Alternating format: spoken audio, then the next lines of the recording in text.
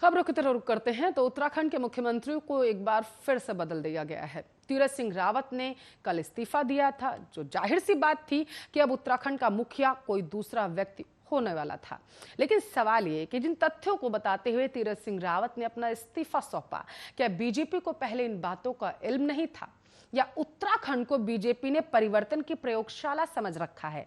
ऐसा हम इसलिए कह रहे हैं क्योंकि 10 साल की बीजेपी की सत्ता में बीजेपी ने राज्य को 6 मुख्यमंत्री सौंप दिए हैं।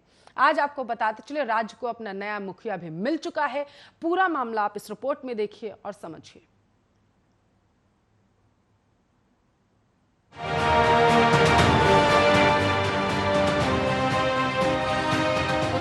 सियासत में मुख्यमंत्री तक का सफर तय करने वाले तीरथ सिंह रावत ने अपना इस्तीफा सौंप दिया है। सबसे कम अवधि वाले सीएम का तमगा भी अब उनके नाम हो चुका है। लेकिन इस्तीफा देने के बाद भी तीरथ सिंह रावत ने हाईकमान के प्रति नाराजगी जाहिर नहीं की। उन्होंने तमाम वरिष्ठ नेताओं का धन्यवाद किया, शुक्रिया अदा किया कि उन्हें इतनी बड़ी जिम्मेदारी सौंपी गई। तीरथ सिंह रावत 115 दिन के लिए ही उत्तराखंड के मुख्यमंत्री रहे। इस दौरान उनके काम की तारीफ कम और उनके बयानों से विवाद ज्यादा बढ़ा। कभी कुंभ की भीड़ तो कभी महिलाओं की फटी जीन्स पहनने को लेकर तीरथ सिंह रावत के बयानों से बीजेपी बैकफुट। हालांकि बीजेपी ने एक नए चेहरे के साथ त्रिवेंद्र सिंह रावत के कार्यकाल के असंतोष को कम करने की रणनीति बना तो ली, लेकिन तीरथ सिंह रावत डैमेज कंट्रोल करने से ज्यादा अपने बयानों से सरकार और पार्टी दोनों को नुकसान पहुंचाने लगी। सत्ता में आते ही तीरथ सिंह रावत के सामने कोरोना काल में कुंभ के आयोजन की बड़ी जिम्मेदारी, लेकिन उन्होंने एक चौंकाने वाला बयान दिया। तीरथ सिंह रावत ने कहा कि मां गंगा की कृपा से कुंभ में कोरोना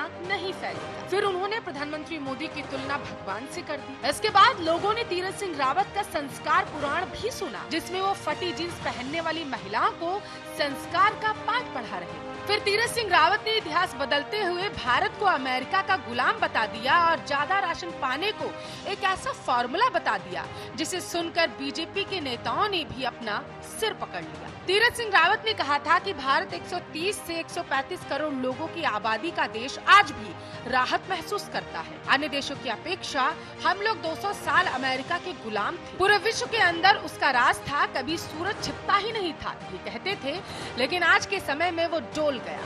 तीरथ सिंह रावत का सामान्य ज्ञान भी हैरान करने वाला था, लेकिन कोरोना काल में अधिक राशन पाने का जो फॉर्मूला उन्होंने दिया वो तो अमेरिका वाले ज्ञान से भी अद्भुत था। हर घर में पर यूनिट 5 किलो राशन देने का काम किया।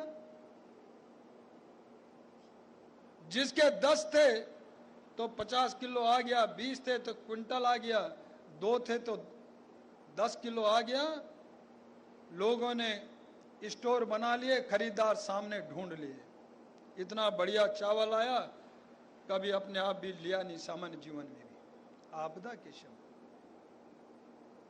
लेकिन उसके बाद भी एक दूसरे से जलन होने लगी कि मुझे तो 2 हैं तो 10 किलो मिला, 20 वाले को क्विंटल क्यों मिला, इसको क्यों 20 मिला। भैया इसमें दोष किसका? उसने 20 पैदा किए, आपने 2 पैदा किए तो उसको 1 क्विंटल मिलना। अब इसमें जलन काय का जब समय था तब आपने 2 ही पैदा किए, 20 क्यों नहीं किए?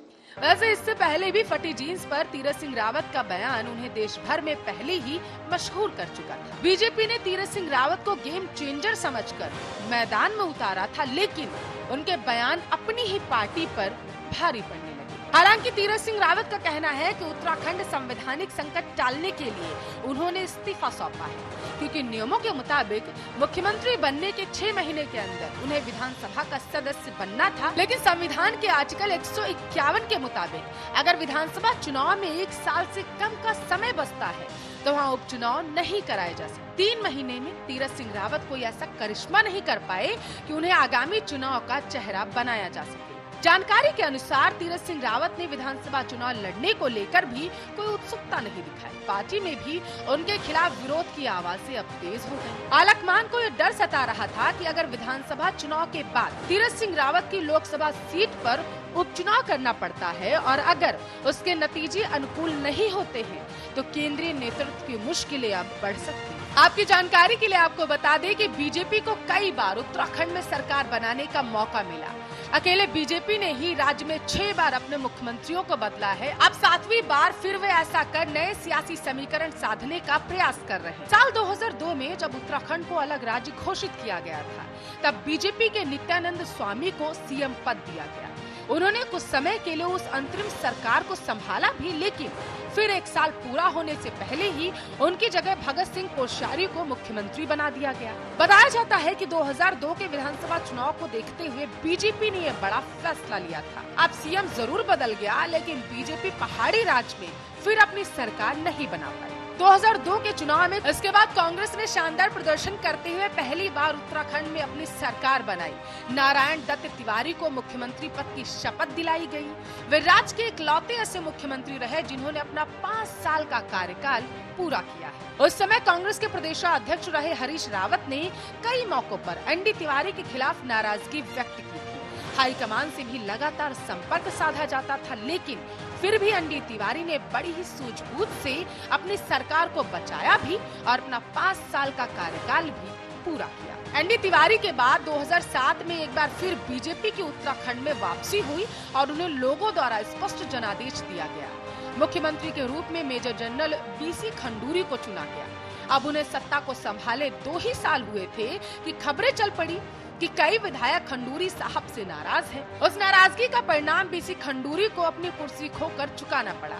बीजेपी ने एक बार फिर अपना मुख्यमंत्री बदला और ब्राह्मण चेहरे के रूप में रमेश पोखरियाल निशंक को सीएम बना दिया गया। लेकिन क्योंकि 2012 के विधानसभा चुनाव करीब थे, ऐसे में बीजेपी को निशंक के नेतृत्व पर भी ज्यादा भरोसा नहीं रहा। राज्य में एक बार फिर जनरल बीसी खंडूरी की वापसी हो गई। चलिए अब सीधा आपको लेके चलते हैं 2017 में। 2017 के विधानसभा चुनाव में बीजेपी ने फिर कांग्रेस के हाथों से सत्ता छीन ली थी और राज्य में अपनी पूर्ण बहुमत वाली सरकार बनाई। इस बार बीजेपी ने त्रिवेंद्र सिंह रावत को बतौर मुख्यमंत्री चुना और उन्होंने 4 साल तक का सफर भी तय कर लिया। लेकिन फिर दोबारा चुनाव से 1 साल पहले त्रिवेंद्र से भी सीएम कुर्सी छीन ली गई। जानकारी के अनुसार राज्य में कई बीजेपी नेता ही त्रिवेंद्र की कार्यशैली से खुश नहीं। ऐसे में उनका पत्ता काट दिया गया और तीरथ सिंह रावत को सीएम बनाने का फैसला लिया गया। लेकिन तीरथ सिंह ने सीएम बनते ही विवादों संग अपना ऐसा नाता रखा कि कई मौकों पर वे विपक्ष के निशाने पर भी आए और कई बार पार्टी को भी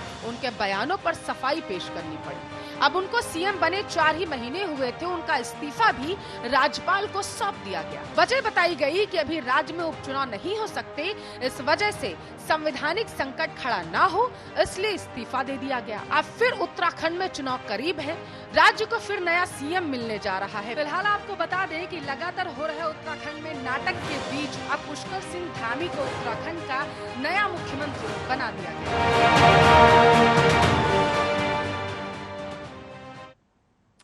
तो पाकिस्तान के प्रधानमंत्री इमरान खान दुनिया भर के मुसलमानों का ठेका लेके घूमते हैं। खासकर अगर हिंदुस्तान के मुसलमानों की बात आए तो ऐसे दिखाते हैं कि उससे ज्यादा हिमायती हिंदुस्तान के मुस्लिमों का तो कोई हो ही नहीं सकता। लेकिन इसी पाक को सांप तब सूंघ जाता है जब बात चीन में उइगर मुस्लिम पर हो रहे अत्याचारों की आती है। तब ये पाक अपने सदाबहार दोस्त के बारे में कुछ भी नहीं बोलता। पाक ये दोमुहा चेहरा एक बार फिर से दुनिया के सामने उजागर हुआ है उइगर मुसलमानों पर। रिपोर्ट में समझिए।